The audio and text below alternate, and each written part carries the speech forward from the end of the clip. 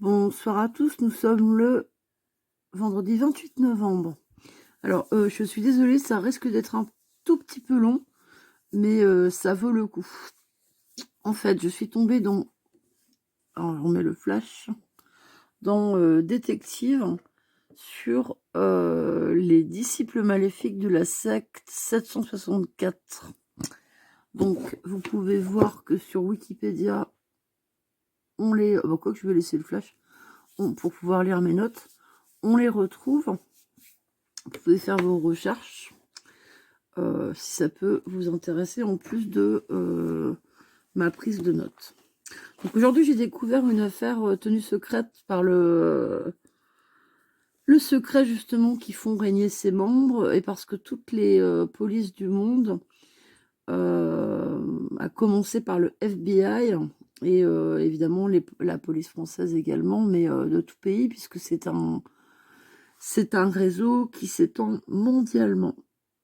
Donc opère également dans la discrétion afin de faire tomber le plus de membres de cette secte, de cette cybersecte, qui opère sur des réseaux sociaux moins conventionnels que Facebook ou même Twitter, à savoir les Discord par exemple, mais qui sont néanmoins des réseaux accessibles à tout le monde, à tout un chacun.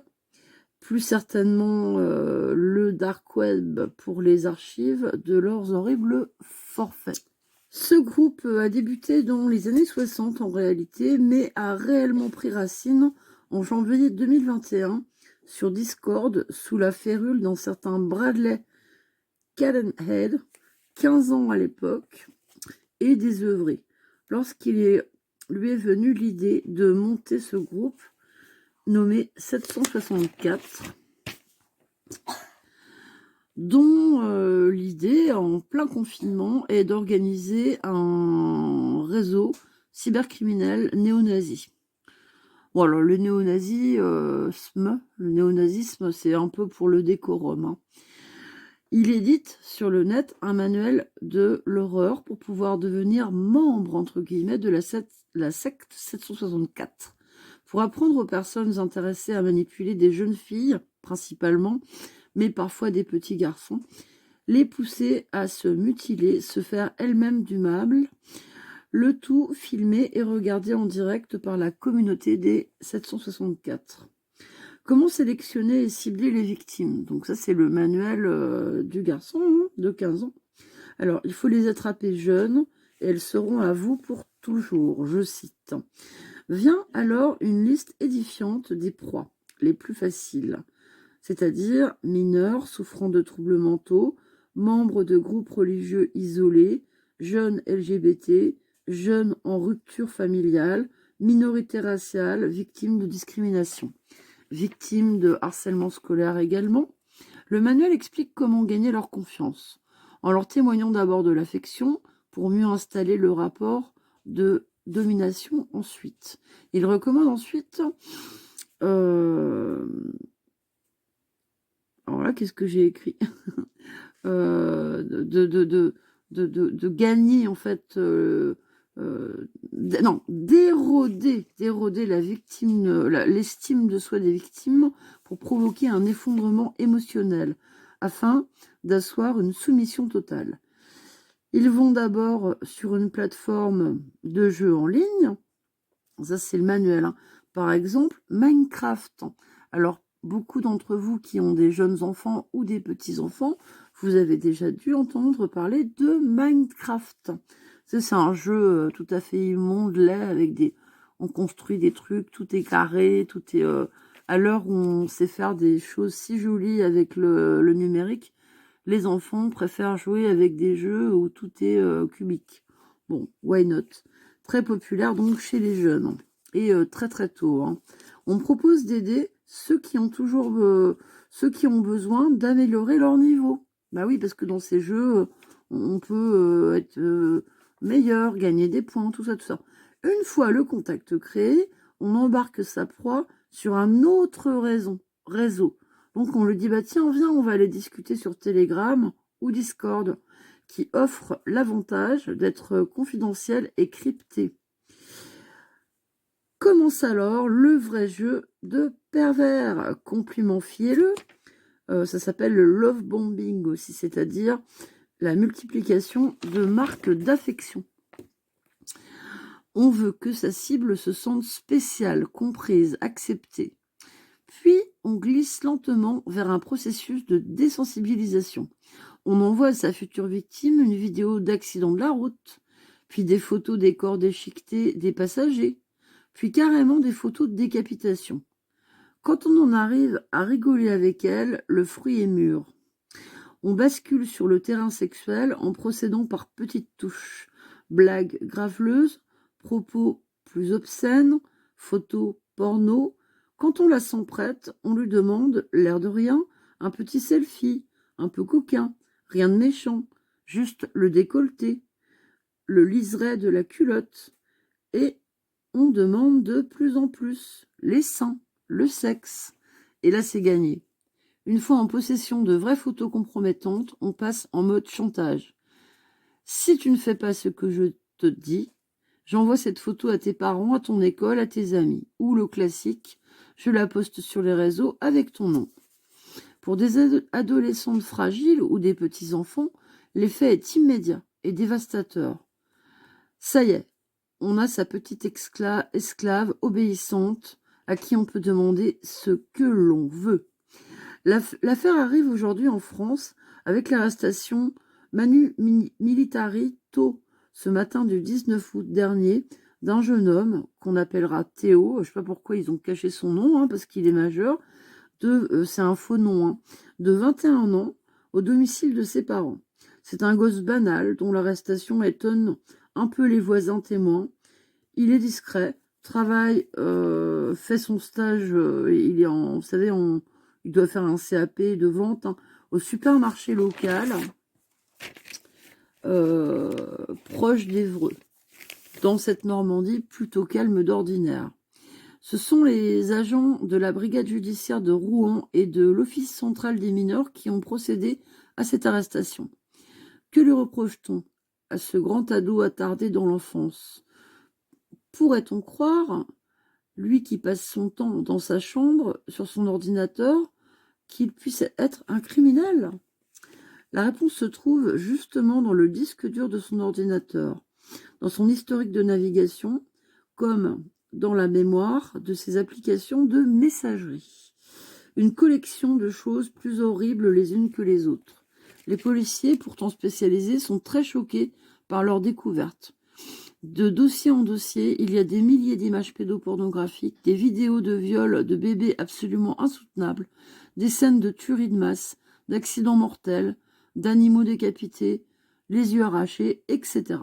Et encore là, je vous fais le plus soft, parce que je vous lirai pas, je ne vous... la fin, en tout cas, de l'article des détectives que je décrypte pour vous est vraiment trop affreuse.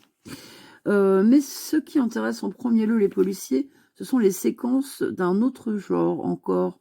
On y voit des jeunes filles, à peine pubères parfois, devant leur webcam, en plein chat vidéo, sur instruction de leur interlocuteur. Certaines se plantent un couteau dans la cuisse, d'autres dans les seins, d'autres se scarifient, gravant pour toujours dans leur chair les 3 chiffres 764 et un prénom. Bon bah Théo, ça doit pas être ça, mais bon bref, celui du jeune homme de 21 ans arrêté. Le lendemain de l'arrestation, le procureur de la République d'Évreux donne une conférence pour la première fois.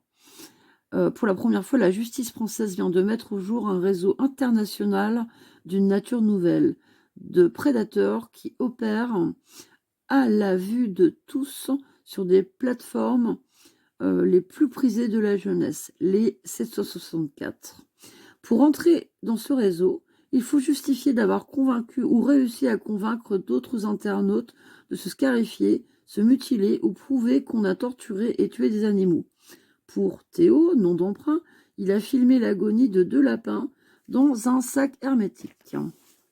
Ça, c'est comme ça qu'il a réussi à rentrer dans le groupe.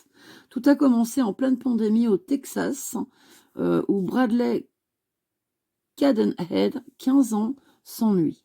Il a abandonné l'école, ancien enfant harcelé, il explore la face sombre du web. Il imagine quelque chose de fort. Il lance sur la plateforme Discord le groupe 764 en référence au code postal de sa petite ville texane. Je vous passe les horreurs que ce jeune Américain a poussé à faire à des jeunes filles et à des enfants entre 8 et 9 ans. Arrêté en 2023, il écope de 80 ans de prison. Mais il est trop... Bon, il a 15 ans, hein, c'est donc très rare, même au Texas, 80 ans de prison pour un mineur. Mais il est trop tard pour tuer l'hydre qu'il a créé, qui compte déjà des centaines et des milliers même de têtes sur plusieurs continents. Hein. Alors là, Australie, Europe, Inde, partout, partout, partout. Dans 8 pays différents, on compte au moins 2 meurtres, de nombreux suicides, des centaines de cas d'exploitation sexuelle d'enfants. La seule chose sur laquelle je vais terminer, puisque je ne vous parlerai pas de la suite de l'article qui est proprement ignoble, c'est de parler avec vos enfants. Vous voyez, nous, hier, c'était l'anniversaire de Vanda. Donc, elle a eu comme cadeau d'anniversaire, sur le bon coin, hein, voilà, d'occasion, ce qu'elle rêvait d'avoir, comment ça s'appelle? Switch. Une Switch. Donc, elle va pouvoir jouer avec ses grands frères et sœurs qui ne vivent pas avec nous, puisqu'ils sont adultes. Très bien. Avec d'autres copains qu'elle a sur d'autres jeux qui s'appellent Roblox. Parlez avec vos enfants, parce que dès lors qu'ils vont s'isoler dans leur chambre, ce qui peut déjà être le cas même de la mienne, c'est sur ce genre d'endroit que ces prédateurs-là qui existent toujours, cette secte néo-nazie, mais ça, à la limite, le néo-nazisme, ils s'en foutent un peu. Eux, ce qu'ils veulent, c'est de la torture, du glauque, du sordo. Parlez avec eux, prévenez-les que quelqu'un qui va venir les aider, qui va être trop sympa, etc., qui va leur proposer d'aller discuter sur un autre réseau, type Telegram ou Discord, il y a quand même un gros risque de ça. À partir du moment, justement, où on vous demande des selfies, des choses comme ça, et d'ailleurs, leur expliquer que quand bien même un selfie qui serait un peu bizarre, c'est-à-dire où on montre sa poitrine ou autre chose, eh bien, ça n'est pas grave. Un parent normal accepte tout, pardonne tout. Il n'y a rien de grave. Il faut vraiment que vous discutiez, surtout si vous avez des gosses qui passent leur temps enfermés dans leur piole à jouer. Je vous promets que là, ce truc-là, moi, je le découvre. Donc, vous pouvez voir sur, comment dire, Wikipédia, l'historique de ce groupe-là. C'est fort intéressant. Et franchement, je vous invite à parler, que vous soyez parents, grands-parents, parrains, marraines, il faut le faire. Ou concentrez-vous entre parents, grands-parents, qui que ce soit, c'est une... ça existe. Voilà. Donc si vous voulez pas qu'il arrive des horreurs, parce que là, ils ont quand même, il y a 2 meurtres, des suicides, des choses comme ça. Hein. Donc, et on sait qu'à l'adolescence, ou même dans l'enfance, un enfant peut être fragile. Donc je vous enjoins vraiment parler. La parole libère. Voilà, je vous embrasse tous et je suis désolée de vous avoir imposé ce sujet, mais il me semblait tout à fait nécessaire. Je vous embrasse tous et je vous souhaite néanmoins, malgré cette lecture affreuse, un très bon week-end les amis.